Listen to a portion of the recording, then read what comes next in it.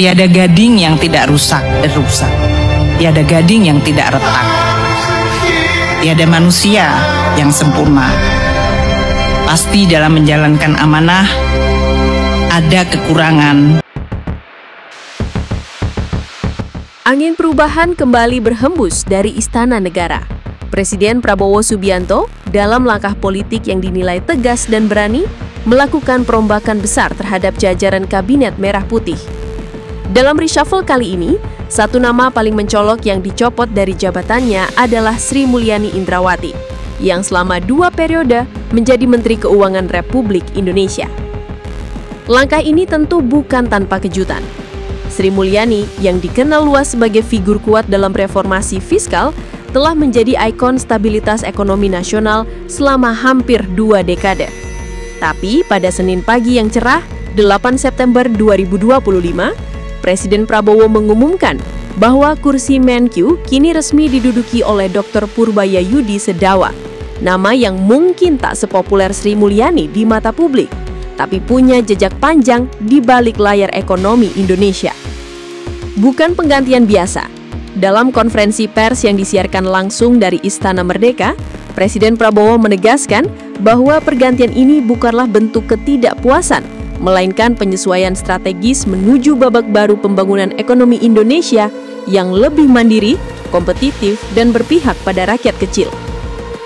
Saya percaya pada integritas dan kapasitas Bu Sri Mulyani, namun setiap masa memerlukan pendekatan yang berbeda. Saya yakin Pak Purbaya bisa memberi warna baru bagi kebijakan fiskal kita ke depan. Ujar Prabowo dengan suara lantang namun tenang. Sri Mulyani sendiri terlihat hadir dalam prosesi pelantikan, duduk di barisan depan dengan ekspresi netral. Tak ada kemarahan, tak pula air mata. Ia berdiri memberi hormat saat nama Purbaya disebut sebagai Menteri Keuangan yang baru, dan memberi ucapan selamat secara langsung usai prosesi upacara.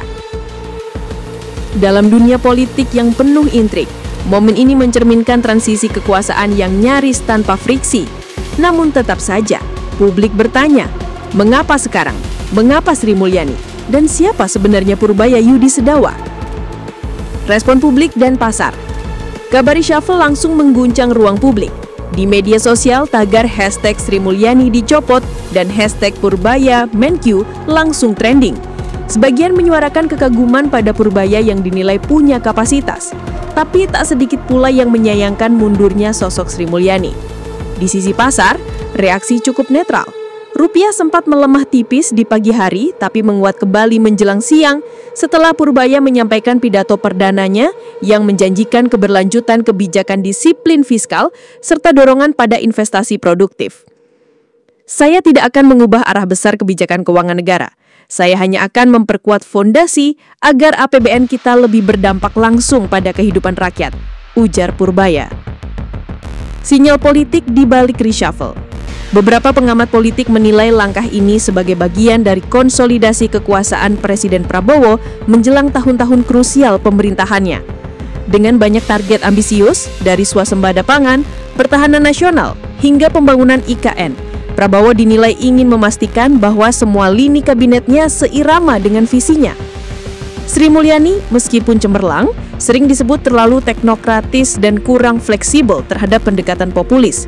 Di sisi lain, Purbaya dikenal sebagai figur jembatan antara teknokrat dan politisi, akademisi yang bisa bicara di 2 dunia. Purbaya, si anak Bogor yang siap jadi tuan rumah APBN. Purbaya lahir di Bogor 7 Juli 1964. Ia bukan orang baru di dunia ekonomi, tapi bagi masyarakat umum, ia masih nama asing. Kini, spotlight tertuju padanya. Sosok yang selama ini bekerja di balik meja harus siap menghadapi sorotan dan ekspektasi tinggi rakyat Indonesia. Dan seperti semua tokoh besar dalam sejarah, langkah pertamanya akan menentukan banyak hal. Apakah ini awal dari babak baru reformasi ekonomi Indonesia? Purbaya Yudi Sedawa bukan sekadar pengganti. Ia adalah kisah panjang tentang seorang teknokrat yang meniti jalan sunyi, jauh dari gemerlap panggung politik, namun kini berdiri di garis depan mengatur peta keuangan negara. Ketika Presiden Prabowo Subianto menyebut namanya sebagai Menteri Keuangan baru, tak sedikit yang mengernyitkan dahi. Siapa dia? Apa rekam jejaknya? Dan bagaimana ia bisa menapaki tangga kekuasaan hingga tiba di posisi strategis ini? Jawabannya dimulai dari sebuah kota yang sejuk di kaki Gunung Salak, Bogor. Anak Bogor yang lahir di era Orde Baru. Lahir pada 7 Juli 1964, Purbaya tumbuh besar di tengah masa transisi ekonomi Indonesia.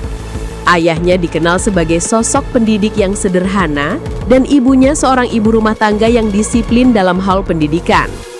Dari kecil, Purbaya sudah akrab dengan buku, angka, dan eksperimen kecil-kecilan di kamar belajarnya. Ia dikenal cerdas, kalem, dan lebih suka menyimak daripada berbicara. Pilihan melanjutkan pendidikan ke Institut Teknologi Bandung, ITB, menjadi titik balik hidupnya. Ia mengambil jurusan teknik elektro. Namun pemikirannya sejak awal sudah lintas disiplin. Di ITB, ia belajar tentang logika sistem, pemrosesan data, hingga filosofi pembangunan nasional. Teman-temannya mengenangnya sebagai sosok yang ngobrolnya berat tapi asyik.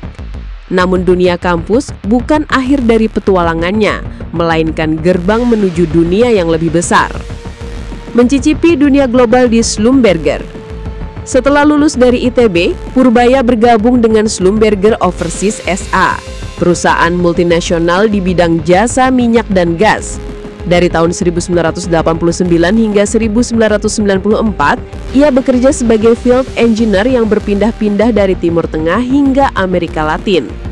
Saya pernah tidur di tengah gurun, kerja 18 jam tanpa henti, dan mengatur tim lintas negara. Pengalaman itu bukan hanya mengasah teknis, tapi juga manajemen manusia dan resiko. Kenang Purbaya dalam wawancara tahun 2015. Di tengah tekanan dunia kerja yang menuntut, hasrat intelektualnya tak pernah padam. Ia melanjutkan studi ke Purdue University Amerika Serikat, meraih gelar master dan PhD dalam bidang ekonomi. Di sanalah visinya mulai terbentuk, tentang pembangunan yang adil, peran negara dalam mengarahkan pasar, dan pentingnya data dalam pengambilan keputusan ekonomi. Usai meraih gelar doktor, Purbaya pulang ke Indonesia. Ia tak memilih jalur dosen atau pegawai negeri biasa, melainkan terjun langsung ke dunia pasar modal. Pada tahun 2006, ia menjabat sebagai Direktur Utama PT Dana Reksa Securities, sebuah BUMN yang bergerak di sektor keuangan dan investasi. Di tengah pasar yang penuh gejolak, Purbaya dikenal sebagai pemimpin yang memutamakan integritas dan data. Ia tidak takut mengambil keputusan yang tak populer, selama itu berdasarkan kajian yang rasional. Pasar itu bukan kasino. Tugas kita adalah menjadikannya instrumen pembangunan, bukan spekulasi, ungkapnya dalam Forum Pasar Modal Nasional 2007. Keberhasilannya di Dana Reksa membuka jalan ke dunia birokrasi. Pada periode 2010 hingga 2014, ia menjadi staf khusus Menko Perekonomian. Di sini ia mulai dikenal sebagai penulis kebijakan bayangan. Banyak naskah strategi ekonomi nasional lahir dari tangannya, meski namanya jarang tercantum secara formal. Ia juga tercatat sebagai anggota Komite Ekonomi Nasional atau KEN, lembaga yang memberi masukan langsung pada Presiden. Dalam forum ini, ia duduk sejajar dengan ekonom besar seperti Chatib Basri, Raden Pardede, dan Budiono. Meski sering diam, sekali berbicara, ia selalu menyampaikan data dan argumen yang mendalam. Kursi menteri bukan ambisi, tapi takdir. Berbeda dari banyak politisi yang terang-terangan mengejar kursi kekuasaan, Purbaya dikenal sebagai pribadi yang tidak gila jabatan.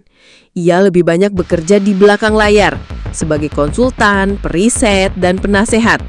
Maka ketika namanya disebut oleh Presiden Prabowo, banyak kolega yang merasa kaget sekaligus bangga. Kursi menteri bukan sesuatu yang saya cari, tapi kalau negara memanggil, saya tidak bisa menolak, ujarnya saat pelantikan. Penunjukannya dianggap sebagai sinyal bahwa Prabowo ingin mengombinasikan visi populisnya dengan pendekatan ekonomi berbasis data dan independen. Purbaya diharapkan menjadi penyeimbang, bukan sekedar tukang hitung angka APBN, tapi pengarah strategi fiskal jangka panjang. Antara Sri Mulyani dan Purbaya, gaya yang berbeda, tujuan yang sama. Perbandingan antara Sri Mulyani dan Purbaya tentu tak terhindarkan. Sri Mulyani dikenal tegas, berani memotong anggaran, dan sangat disiplin fiskal. Sementara Purbaya lebih diplomatis namun memiliki kemampuan menyelami kompleksitas kebijakan dan melihat masalah dari akar sosial ekonominya. Beberapa ekonom menyebut Purbaya sebagai otak senyap yang berbahaya karena di balik sikap tenangnya, ia menyimpan ide-ide besar yang bisa mengubah paradigma. Mampukah Purbaya menggantikan ketegasan Sri Mulyani? Mampukah ia menjaga kepercayaan pasar sambil mendorong agenda kerakyatan yang digadang-gadang oleh Presiden Prabowo? Jawabannya akan ditentukan dalam bulan-bulan mendatang. Tapi yang pasti, Indonesia kini punya Menkeu baru. Seorang anak Bogor yang pernah membelah gurun, meraih PhD di negeri Paman Sam, dan kini duduk di salah satu kursi paling panas di Republik ini.